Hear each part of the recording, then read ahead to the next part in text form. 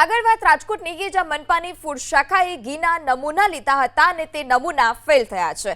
કૃષ્ણા ઘી ભંડાર કેવડાવાડીમાંથી લેવાયેલા ઘીના નમૂના ફેલ। ફૂડ વિભાગે શહેરના વિવિધ વિસ્તારમાં 19 ધંધાર્થીને ત્યાં ચેકિંગ કર્યું।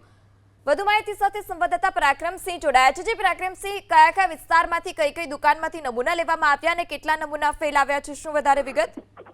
ચોક્કસ રાજકોટ મહાનગરપાલિકા દ્વારા રાજકોટના કેવડાવાડી વિસ્તાર આવેલો છે, રાજકોટનો જૂનો વિસ્તાર, ત્યાં કૃષ્ણા ઘી ભંડાર છે તેમાંથી નમૂના લેવામાં આવ્યા છે।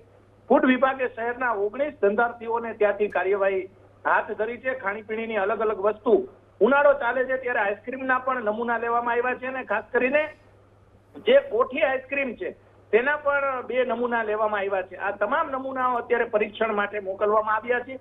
9 ધંધાર્થીઓને લાયસન્સ બાબતે સૂચના આપવામાં આવી છે અને 10 ધંધાર્થીઓને ત્યાં ચકાસણી હાથ ધરવામાં આવી છે।